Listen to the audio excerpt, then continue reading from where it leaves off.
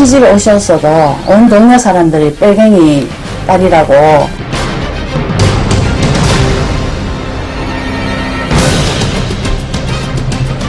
할아버지 계실 때서 서울에서 노덕술이라고 하면 참 알아줬다잉요. 좌우 대립의 틈 속에서 식민지 지배 문제가 제대로 정리가 안 돼 있고, 그런 주장은 사실 일본인의 어떤 그런 시각이지.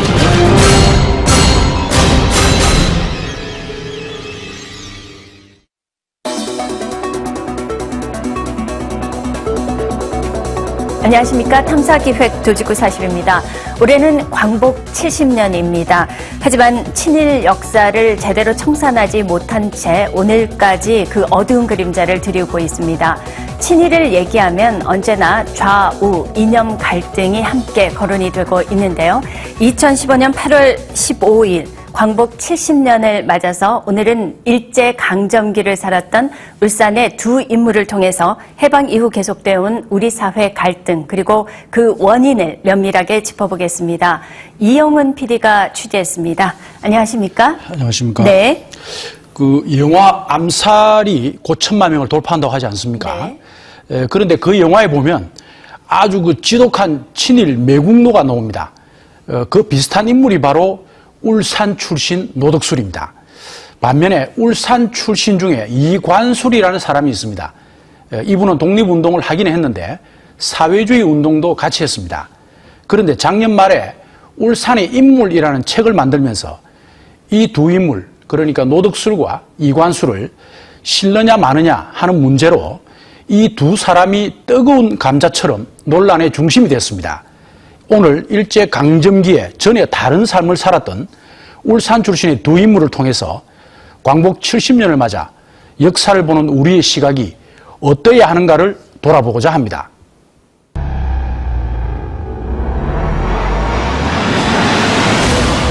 최근에 개봉한 영화 암살입니다. 누가 보냈어? 우리 죽이라고. 이 영화에서 배우 이정재가 연기한 염석진이라는 이름의 바로 이 사람. 그는 친일을 하고도 해방된 조국에서 호의호식하며 죽기 전까지 잘 살았습니다. 그런데 영화와 똑같은 인생을 살았던 실제 인물이 여기 있습니다. 장생포에 있는 노덕술의 생가입니다. 지금은 아무도 살지 않습니다. 노덕술은 일제강점기 때 독립운동가를 고문했던 친일 경찰입니다. 1922년 울산경찰서 순사부장을 시작으로 1943년엔 오늘날 총경에 해당하는 경시에까지 오릅니다. 조선인으로서는 아주 드문 일인데 독립운동가를 붙잡아서 모진 고문을 했기 때문에 가능한 일이었습니다. 해방 후에도 그는 당시 초대 수도경찰청장의 추천으로 다시 수도경찰청 수사과장에 오릅니다. 그리고 좌익이라는 이유로 또다시 독립운동가들을 붙잡아 고문을 합니다. 당시 어열단 창시자 약산 김원봉조차 노덕술에게 고문을 당했습니다. 하지만 그의 죄상을 아는 국민들이 그를 가만둘 리가 없습니다. 1949년 노덕술은 친일 부역자를 처단하는 반민특위에 의해 체포됩니다. 하지만 결국 반민특위는 해체되고 그는 반공애국자로 인정받으며 풀려납니다. 지난 2006년에 공개된 정부 비밀문서에서 당시 이승만 대통령이 반민특위를 해체하고 노덕술을 풀어주라고 직접 명령했음을 알 수 있습니다. 장생포 노덕술의 생가에는 얼마 전까지 그의 후손들이 살았다고 합니다. 하지만 지금은 그들이 어디에 사는지 아는 이가 없습니다. 요 뒷집에 할아버지 계실 때서 서울에서 노덕술이라고 하면 참 알아줬다잉요. 그 지금은 이제 그 노덕술 씨 일에 저 친자녀분들은 이제 다 돌아가셨습니다. 없어요.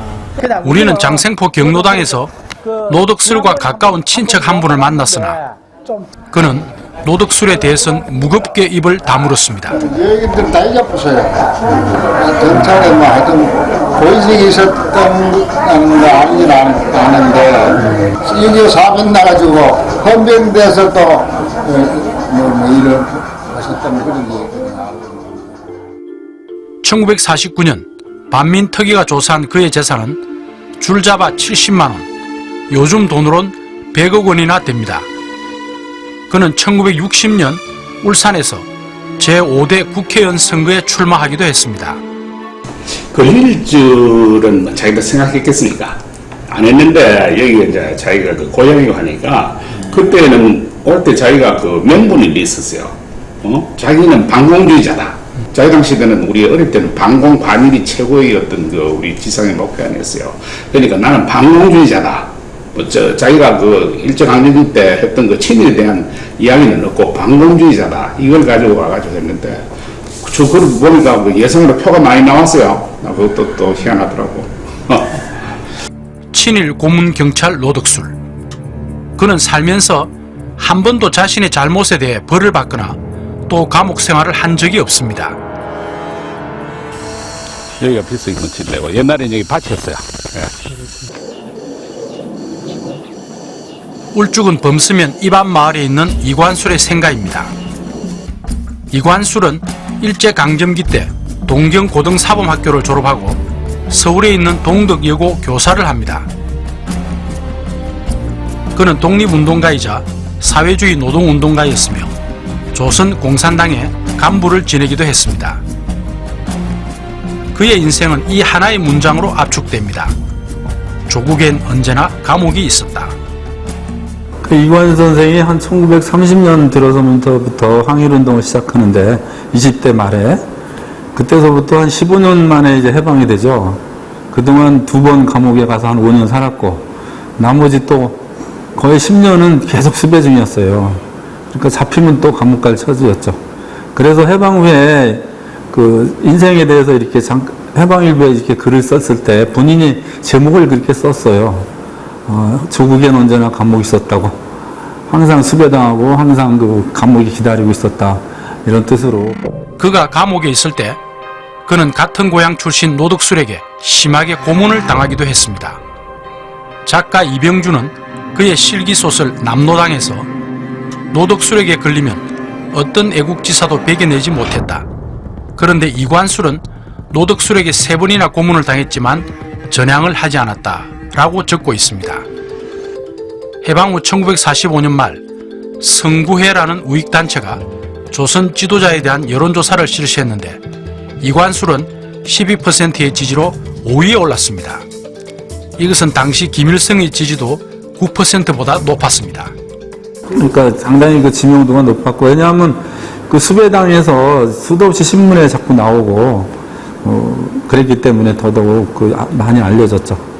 일제시대 항일운동에 거의 1920, 20년대, 25년 그때서부터 해방되기까지는 해마다 한 3,000명, 4,000명이 이렇게 감옥에 들어가는데 대다수가 이제 사회안전법이라고 하는데 그게 이제 사회주의자는 뜻입니다. 그 사람들이 90%였어요. 그러니까 이관술 같은 이런 분들이 그 지도자였죠. 그러니까 이 해방 후에 당연히 독립운동의 그 유공자들인 이분들을 이렇게 지지했던 겁니다.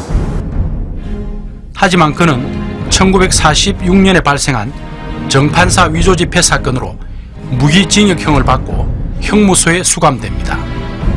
그리고 1950년 한국 전쟁 발발 보름 후 대전 산내면의 골령골로 끌려가서 총살을 당하고 맙니다.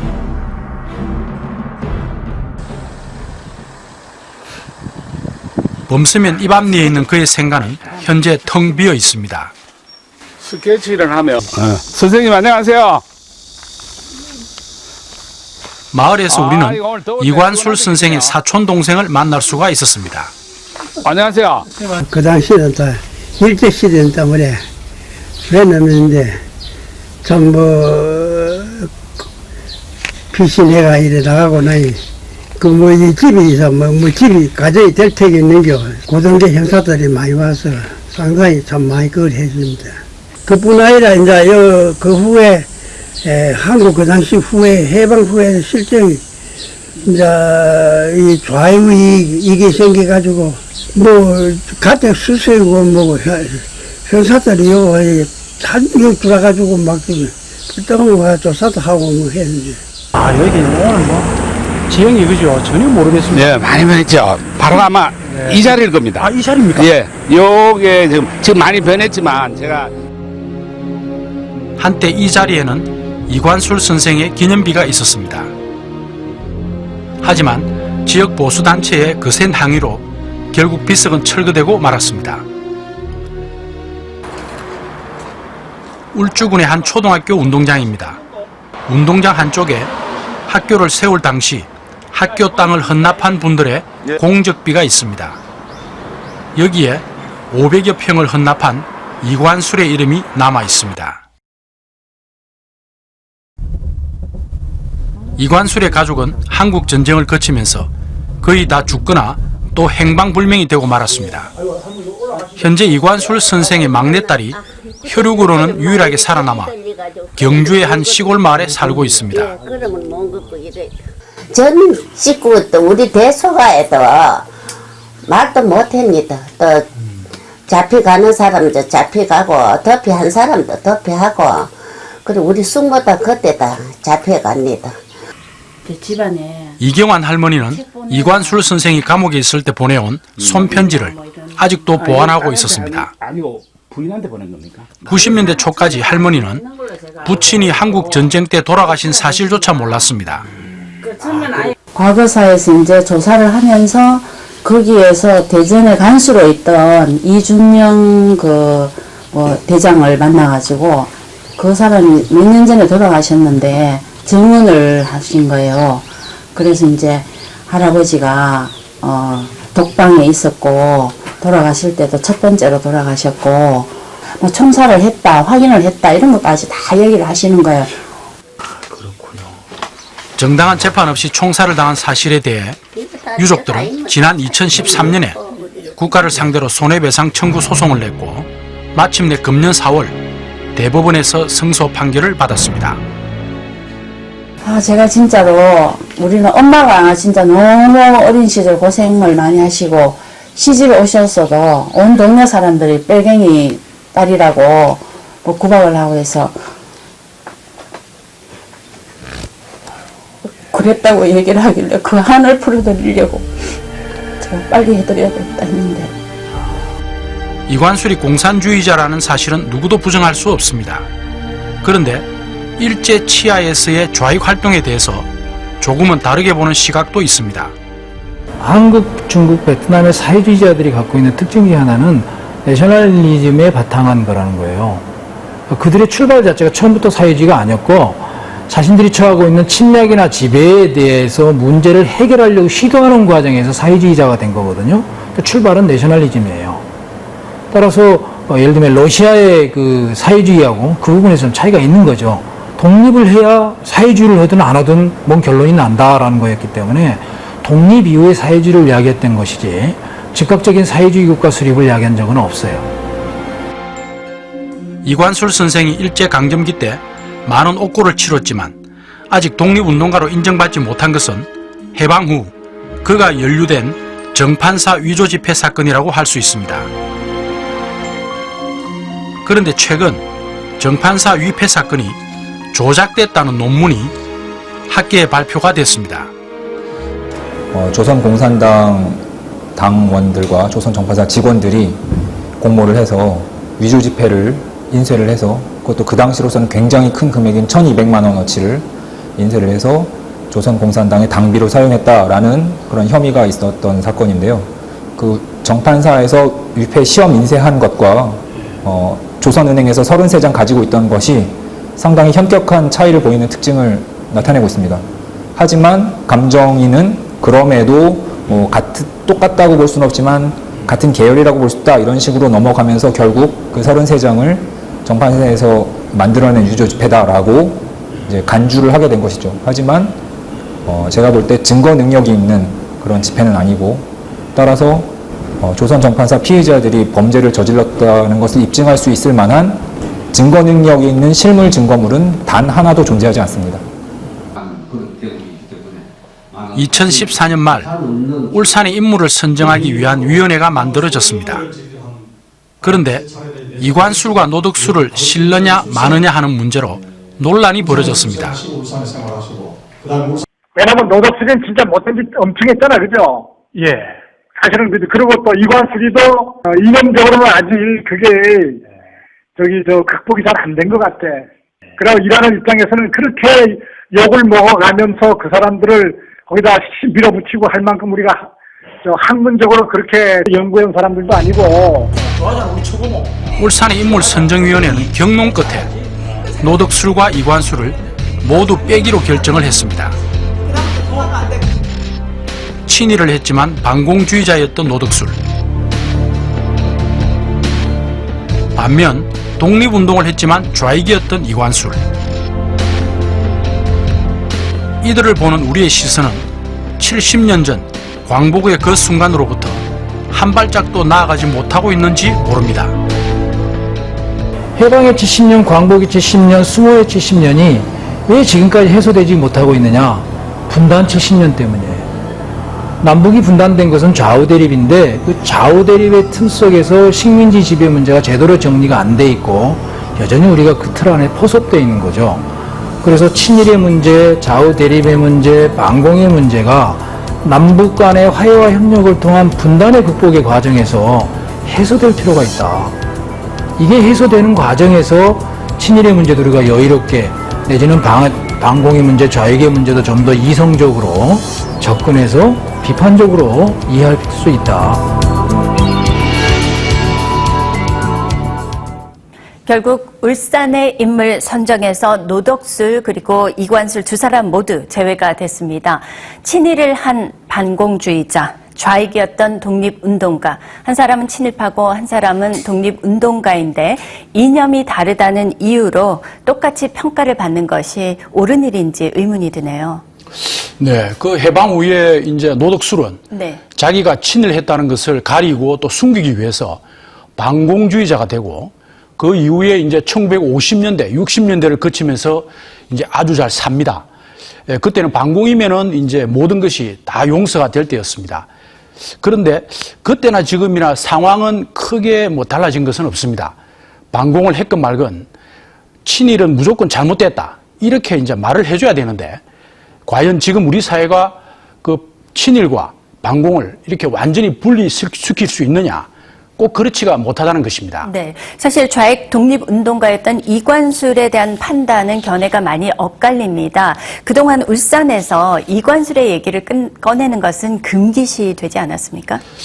그렇지요. 현재 우리가 이제 분단 상황이고 또 엄연히 그 북한의 위협이 상존하고 있지 않습니까? 당연히 이제 좌익은 아무리 옳은 일을 했다 해도 잘했다 이렇게 말하기가 쉽지가 않습니다.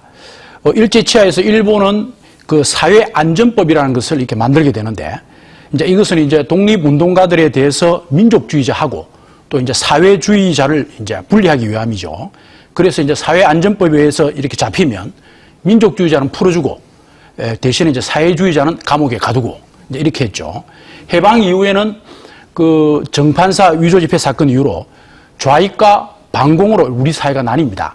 그리고 분단과 이제 한국 전쟁을 거치면서 오늘날까지 우리 사회는 보수와 진보의 갈등까지 이렇게 이어지고 있는 것이죠. 이렇게 보면은 대한민국 5천만 국민 어느 누구 하나도 이렇게 이제 좌우를 나누는 이 진영 나누기 싸움에서 자유로울 수가 없다 이렇게 말할 수가 있겠습니다. 네, 저는 무엇보다도 친일파는 대대손손 호위호식을 하고 또 독립운동을 하신 분들은 가난하게 아주 힘겹게 살아오는 그런 상황 모습을 가끔 접하게 되는데요.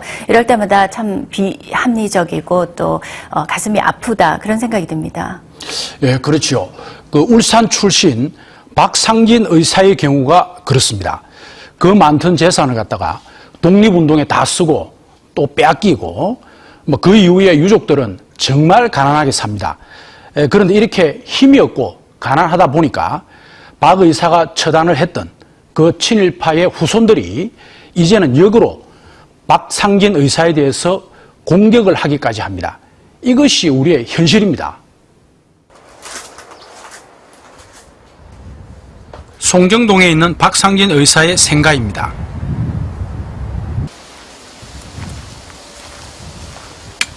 마당 한켠에서 김을 매는 이분이 바로 박 의사의 정손인 박중훈 씨입니다. 풀 크는 그 반만큼만 이렇게 곡식들이 크면은 우리 사람들이 굶는 사람 없을 거라고 생각이 들어요.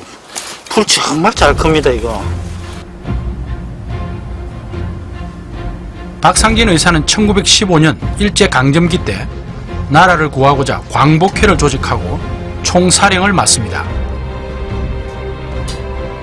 당시 부사령이 김좌진 장군이었습니다. 그는 독립자금모집에 협조하지 않는 친일부호 장모 씨를 포함 친일파를 처단하는데 이 일로 1918년에 체포되어 사형 선고를 받고 37의 나이에 순국하게 됩니다. 박 의사의 삶을 극화한 창작 오페라 박상진 공연이 올해 광복 70주년 기념 사업으로 선정되기도 했습니다. 광복회는 말 그대로 광복을 위해서 한 단체죠. 공화주의적인 성격이 강한 단체였어요. 동시에 돈을 모아서 독립운동 자금을 모아서 미래를 준비하려고 그랬죠. 다시 말하자면 1910년대 독립운동은 조직적 준비기 인적, 사상적, 물적 기초를 닦는 시기라고 규정한다면 그 부분에서 가장 적극적으로 능동적으로 활동했던 사람이다. 대한광복회는 그 부분에서 가장 상징적인 1910년대 상징적인 단체였다. 이렇게 볼 수 있습니다. 그런데 광복회 부사령을 지닌 김좌진에 비해 박상진 의사의 독립활동은 세상에 잘 알려져 있지 않습니다. 왜 그럴까요? 해방 후 정부 최고위직을 지낸 바로 이 사람. 그가 바로 대한광복회가 처단한 친일부호 장 씨의 아들이었기 때문이었습니다. 박상진에 대한 그의 감정이 결코 좋을 리가 없었을 것입니다.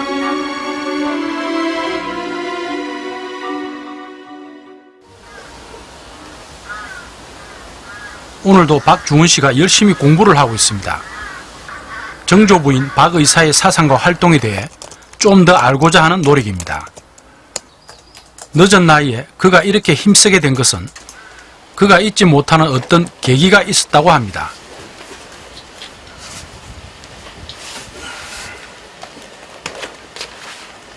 그가 우리 앞에 들고 나온 책 한 권. 요 책이 그 문제의 바로 그 책입니다. 그 장중혜 씨가 쓴 책이죠. 책의 끝페이지에 있는 저자의 이름 석자를 확인했습니다. 바로 친일부호 장 씨의 손녀였습니다. 19살 때 미국 유학을 떠났다가 오랜 미국 생활에서 돌아온 친일부호 장 씨의 손녀는 현재 이름 석자만 되면 웬만한 사람은 다 아는 대한민국의 유명 교육가입니다. 그녀가 1992년에 펴낸 이 책에서 일본인이 아닌 조선인을 죽인 박상진은 애국투사가 아니라고 강하게 비판을 합니다. 이 일은 박중훈 씨를 비롯 박 의사의 유족들에게 큰 상처를 주게 됩니다.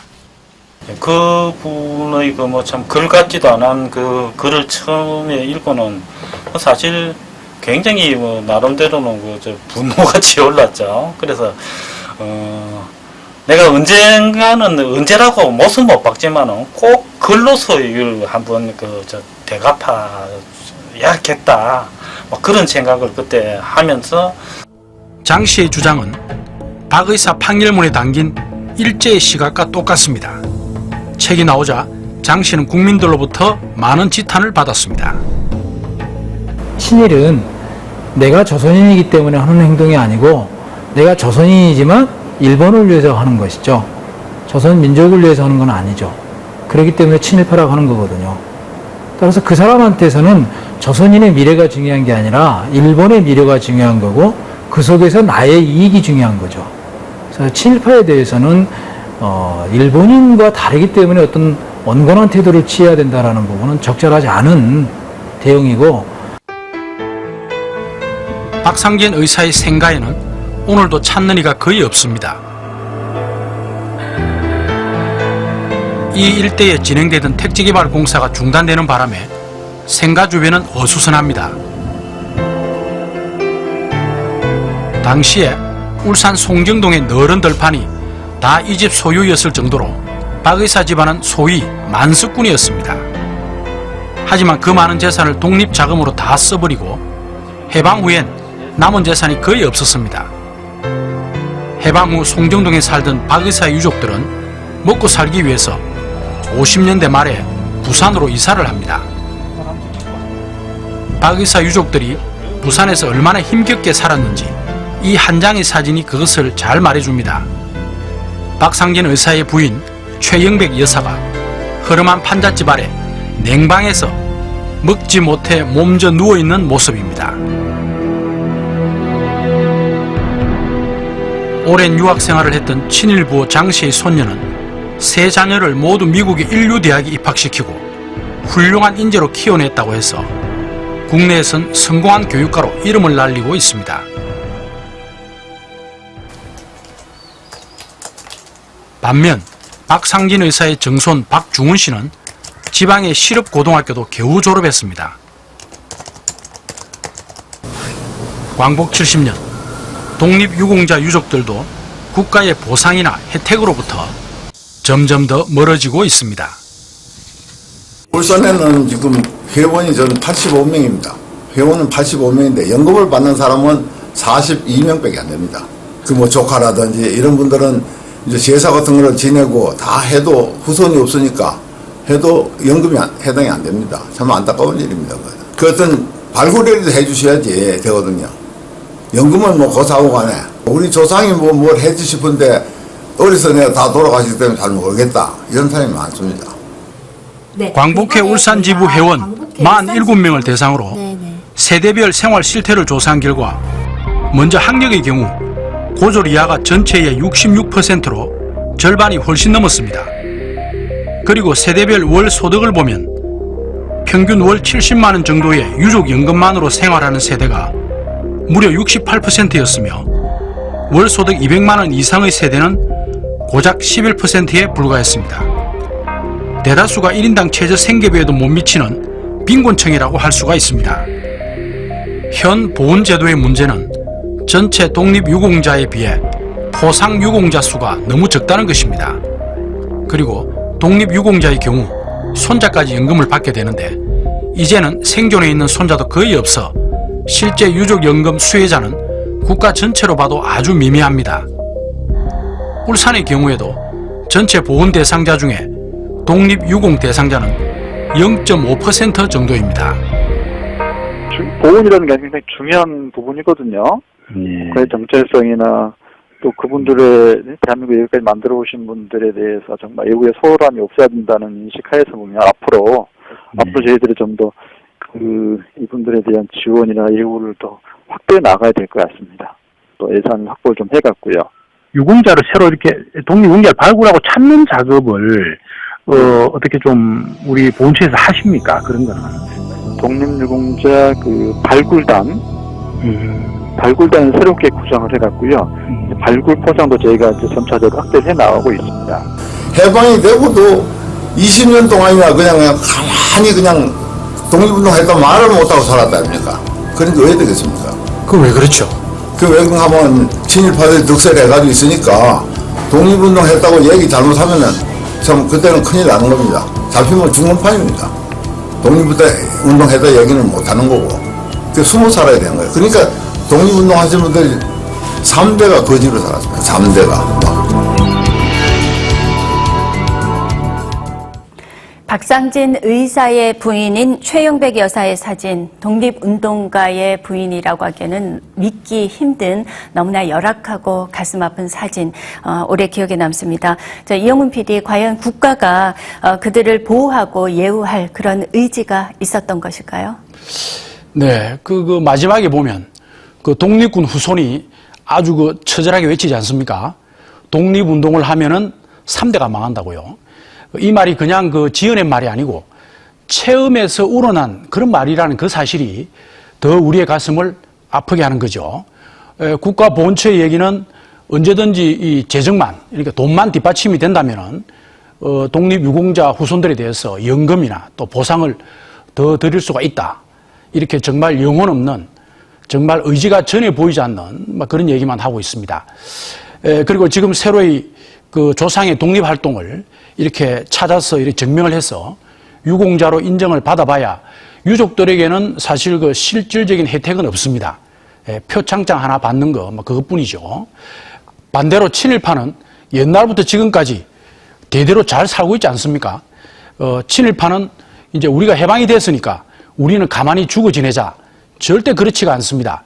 앞서 보신 것처럼 지금도 그 독립활동에 대해서 공격을 하고 있고 또 이제 그때는 친일을 안 할 수가 없었다. 이런 그 친일에 대한 무수한 변명들을 만들어냅니다. 정말 우리의 현실이 어떤 역사적 토대 위에 서 있는지 이 시대를 살아가는 우리 모든 세대가 직시해야 할 것입니다. 네. 자, 이용훈 PD 오늘 취재 수고하셨습니다. 독립운동가들이 국가를 위해 목숨을 걸고 사투를 벌인 결과는 물론 독립이었습니다. 하지만 개인적으로는 가난의 대물림과 상처뿐입니다. 지금부터라도 현 제도의 문제점을 파악해서 독립유공자들에 대한 국가적 차원의 적절한 보상이 더 있어야 하겠습니다. 그리고 사라지고 잊혀진 독립운동가를 찾아내는 일도 필요하고요. 이것은 과거사의 문제가 아니라 우리의 자녀들이 지켜보고 있는 우리 국가의 미래와 관련된 일임을 잊지 말아야 할 것입니다. 돌직구 40 오늘 순서는 여기까지입니다. 다음 주에는 10대 청소년들의 성매매 문제를 짚어보겠습니다. 많은 관심 바랍니다. 지금까지 시청해주신 여러분 고맙습니다. 안녕히 계십시오.